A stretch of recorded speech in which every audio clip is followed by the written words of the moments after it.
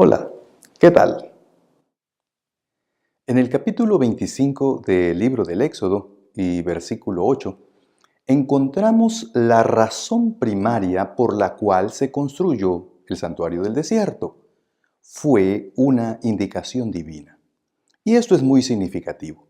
Leamos el versículo 8 y 9 en la versión Reina Valera del 60.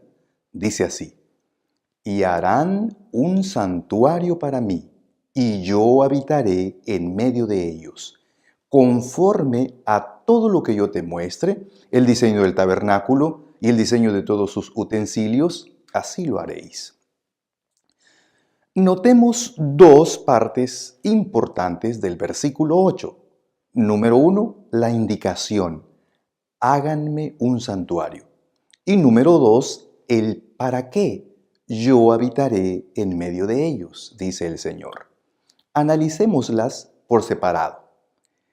En primer lugar, veamos la indicación.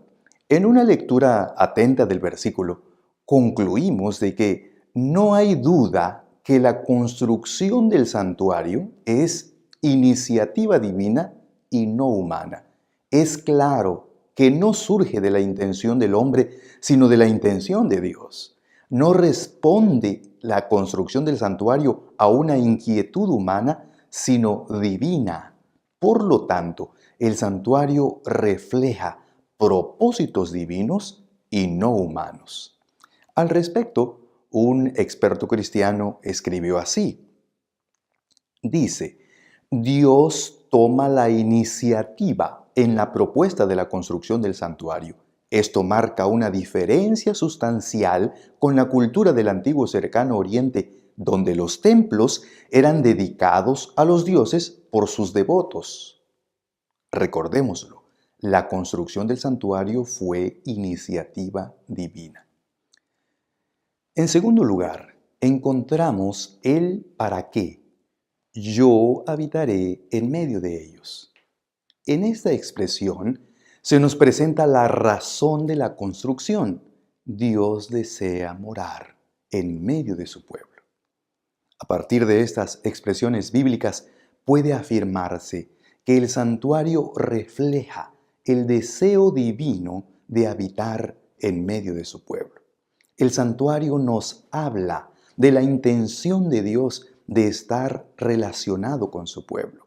El Dios creador del universo no es un Dios distante, no es un Dios extraño, no es un Dios desinteresado. No, Él es un Dios que quiere habitar en medio de su pueblo, y Él indica que se le prepare un santuario para su habitación. Más adelante, Dios declaró así: Allí me reuniré con los hijos de Israel, y el lugar será santificado con mi gloria. Y santificaré el tabernáculo de reunión y el altar. Santificaré asimismo a Aarón y a sus hijos para que sean mis sacerdotes. Y habitaré entre los hijos de Israel, y seré su Dios. Y conocerán que yo soy Jehová su Dios, que los saqué de la tierra de Egipto para habitar en medio de ellos. Yo, Jehová su Dios. ¿Lo notan? Dios se muestra como deseoso de convivir con su pueblo. Dios deseando ser reconocido por sus criaturas. Dios propiciando una relación íntima con su pueblo. La idea de Dios deseando habitar en medio de su pueblo no es nada extraña en la enseñanza bíblica. Más bien es enseñanza primordial. Ya leímos que Dios prometió que santificaría el tabernáculo y lo tomaría como un lugar de reunión con su pueblo. Prometió que lo tomaría como lugar de habitación, con la intención de que su pueblo lo conozca y goce su presencia. Pero esa misma promesa hizo para el pueblo que Salomón construyó 480 años más tarde.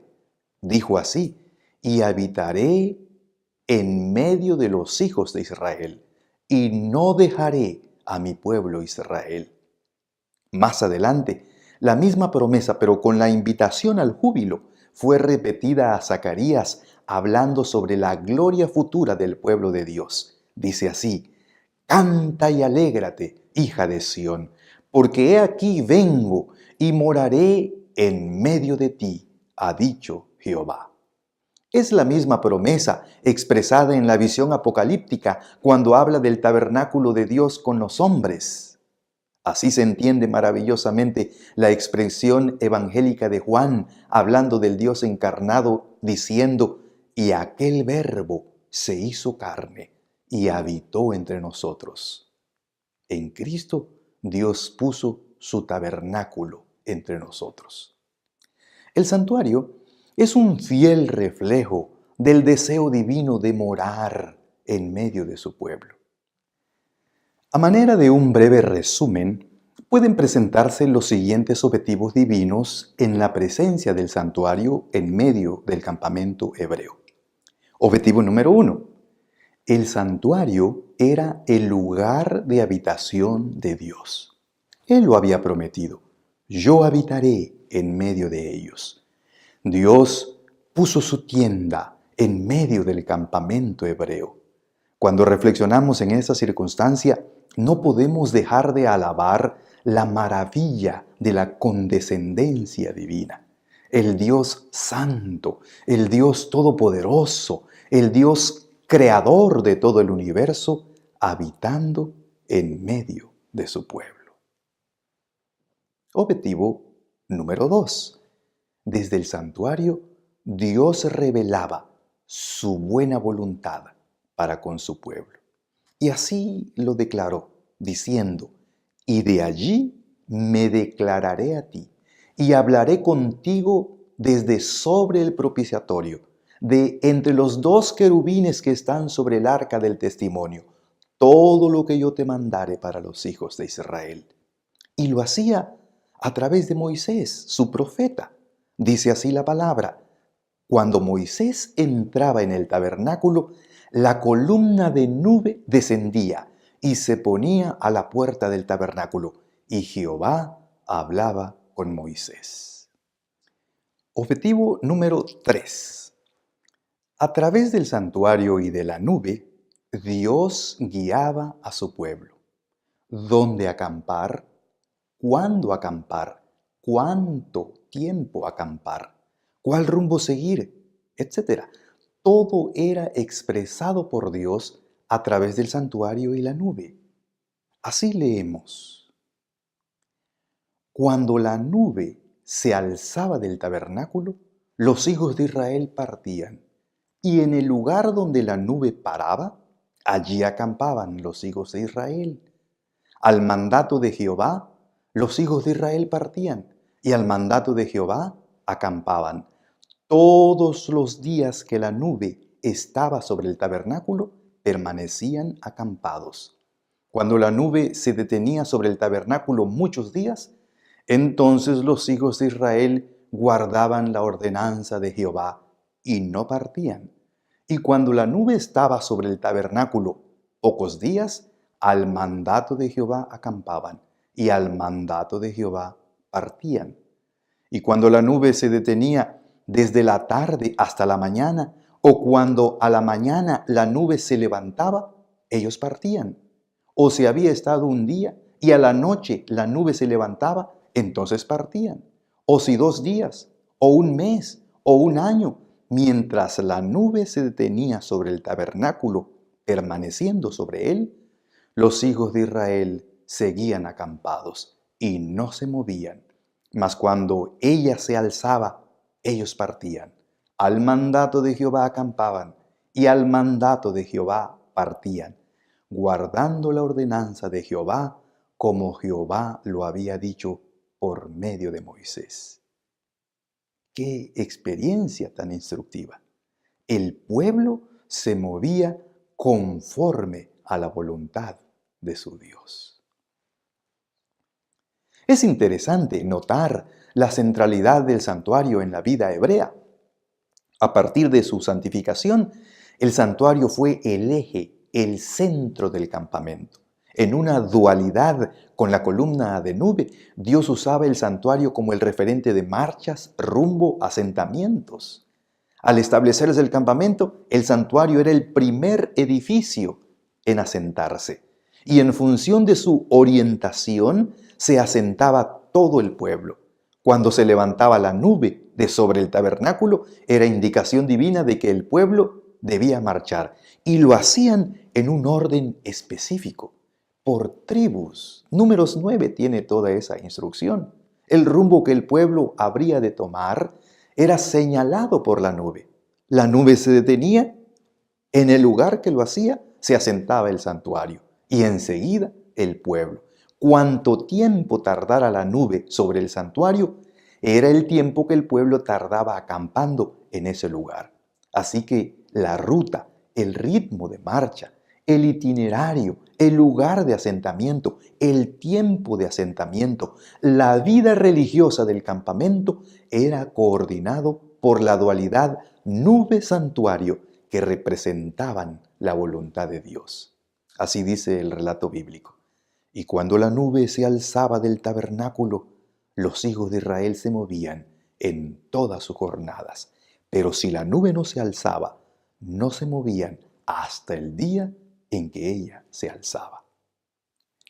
¡Qué maravilla!